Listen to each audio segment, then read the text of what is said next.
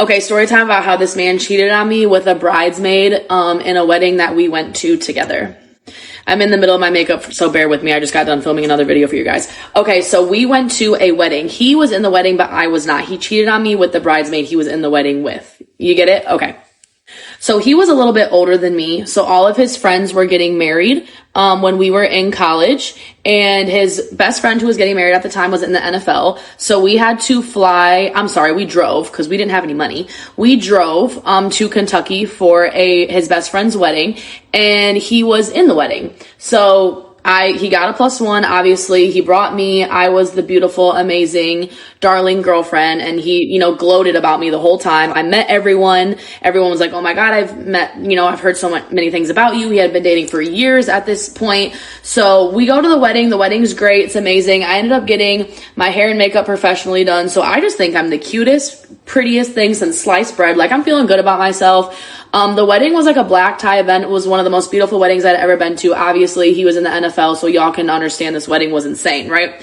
So he's like, you look so beautiful. Like, I really thought it was going to be a great weekend, but little did I know. So after, we're hanging out during the wedding, during the reception, everyone's dancing, everyone's having a good time. I was never like in his back pocket because that's just not the type of girlfriend I ever was or ever will be. I'm just not in my man's back pocket. I be doing my own thing. So I had met people. I had made friends because he was in the wedding. So like, I literally had to make friends with other people or else I was just going to be sitting there by myself. So I ended up meeting up with, like, making some friends, and I ended up dancing with them and having a good time and da-da-da-da. So anyway, obviously drinks are flowing at this point. I didn't drink at the time, but he did. So we end up going out after the reception. They had gotten a bottle service section at a club downtown Louisville, I think. Yeah, because we were in Kentucky. And we end up going out to this club. And I'm with all the people from the wedding, and everyone's being so nice and everyone's being so cool. And I like peep that like he's all over this girl, which is literally insane to me because I'm standing right here. You guys, I'm standing right there. And this man just does not give a fuck. And I'm like, is he drunk? Like, what is going on? So like, I let it go for like a second, but like, you're not gonna disrespect me and like embarrass me in front of all these people because we came together and everyone thinks we're together because we are. And so he's like all over this girl, and the girl is like, I don't think she really knew what was going on. Again, I will never blame the girl. It's always the man. Like, he has a responsibility to be faithful to me. It has nothing to do with the girl. And I peep that the girl is the bridesmaid. So I'm like, okay, so maybe they're just like acting cool with each other because they were a couple in the wedding party. So anyway, he ends up being like all over this girl. So I literally grab him, like, after so many, like, you can only push me to a point and then I'm going to say something. So I end up going over to him and grabbing him. And I'm like, what the fuck are you doing? And he was like, what do you mean? Always wanted to play fucking stupid. And I was like, what are you doing? Like, you're like flirting with that girl right in front of my face. Like, I'm not an idiot. And he was like, oh my God, you're acting crazy. It was always, you're acting crazy. No, I'm asking a question. I'm asking a simple question of why you're all over that girl in front of me when I'm standing right here. So then I piss him off and he's like, great, night's over. You pissed me off. We're going home. Like, this is dumb. This is stupid. Okay. All I did was ask a question, but you're being a wee bit dramatic. So then we end up leaving the club and we end up going back to the hotel. And he ends up leaving the hotel for like 5 or 10 minutes, comes back in. I peep that like he's on his phone like white on rice. So I'm assuming like he's texting the girl. And so I try to take his phone out of his hand. That was a terrible idea.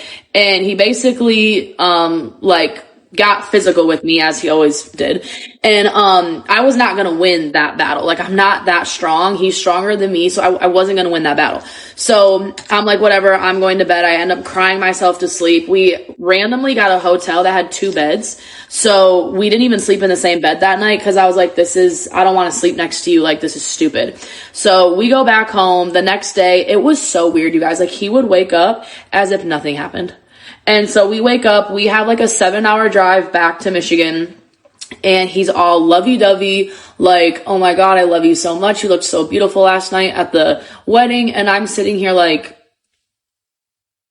you need help. Like, you're psychotic. But I didn't want to say that because I didn't want to like start a fight. I never wanted to start a fight. It was never confrontational. So I was like, oh, thank you so much. Like, I really liked my makeup, da da da da da. And I really looked really pretty. Like, looking back at the photos, still to this day, I'm like, I looked really pretty. So we end up getting home and he hits me up. We end up going home, and then I want to say a couple weeks go by, and he's like, hey, so, you know, after the wedding, they had bought a house, and they were moving into the house. So they had 3 or 4 kids, the people that had gotten married. So my boyfriend was like, hey, I'm going to fly to Kentucky. They bought me a flight. I'm going to go help them move into their house. They just have a lot going on with all of their kids. So I'm going to go out there and help them out. And I was like, okay, cool. And I was like, well, I'm going to stay here. I have to work, cause I paid all of our bills. So I was like, I have to work. I got all this stuff I got to do. So like, have fun. I'm just going to stay here. And he was like, okay, cool. So he went out there and lo and behold, the bridesmaid lived out there. I didn't know that. Like, people came from all over the US for this wedding. Like, it was an NFL wedding that came from all over. So I didn't know that the bridesmaid, she was from Kentucky and lived out there. So he gets home from the trip and he falls asleep on me and we're just laying down. I think it's Sunday. We're watching football and I'm like, something's telling me to go through the phone. Like, I haven't been through it 812 times. So I go through the phone and there's nothing on the phone. And I'm like, there was never nothing on the phone. And I feel like he just got smart and he started deleting stuff. So I end up going through the messages between him and his best friend who had just got married, because y'all are going to tell each other everything. So I go through the group chat. I go through the boys group chat. Yes, I do. And I see that he basically hits his best friend up, who he's staying with at his house.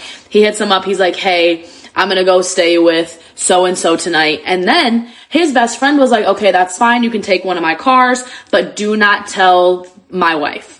Because his wife knew me. I had just gone to the wedding. Like, we were dating, we were boyfriend and girlfriend. His wife knew me. So he literally said, you need to sneak out the back, take one of my cars, and do not tell my wife where you are going, because my wife will snitch. And so I was like, these boys. So he ends up going, staying over the night at her house. They end up, you know, doing whatever they do. And he ends up coming home. So then I see the girl's name because he said her name. Like, I'm going to go to blank's house. So now that I know her name, I went to Snapchat, found her in his Snapchat the whole time he was there. I think he went there for like 4 or 5 days. Whole time he was there, she was sending him nudes on Snapchat. I was seeing all this stuff, bada bing, bada boom. And I'm like, okay. So then I wake him up. He's sleeping on top of me. I wake him up and I'm like, bro, I'm leaving. Like, this is stupid. I'm leaving. And it was just a vicious, constant cycle of that. And yeah.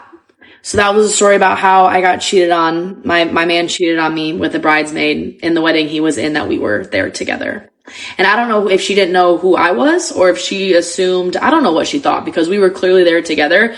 But like I said, I will never blame her. I'll never blame the woman. Jesus. It's on him. And I know for a fact he pursued her because he was a little hoe and all he wanted was attention from every single girl under the sun. And it was never going to be enough. I was never going to be enough. No girl was ever going to be enough. Still to this day, he is 33, not married. 5 kids, 5 baby mamas, never got married, never settled down. Ooh, child. Yeah, so that's that story. More to come. First of all, cheating is disrespectful in general, but to do it in my face and then play stupid? Okay, yeah, we're leaving immediately, or I'm about to leave you. I will never understand why people cheat with people that they both know. Granted, she didn't really know her, but it's like, I physically have my eyes on her. You want to get caught. It really blows me when people get caught up and try to push it on you. Like, he's calling her, oh, you're crazy. I don't know what you're talking about. You know exactly what you're doing. You are a grown individual. Why invite me somewhere so I can see you publicly disrespecting me? That is so embarrassing. I don't get why people cheat. Just leave. It's that simple. If you don't have kids together, if you don't have anything tying you two together, just leave. There is no point in breaking each other's hearts or cheating. I can guarantee 100% he was counting on her not going to Kentucky with him when he went. He was plotting on the other chick. But what I can respect is the fact that she's not mad at the other woman, but mad at her man. I'm pretty sure the other woman did know about her, but it's that man that owed her loyalty. So yeah, it's 100% on him. But seeing that he has a track record of 5 baby mamas, loyalty does not run in his blood. But messy family, have you ever been cheated on? In your face at that?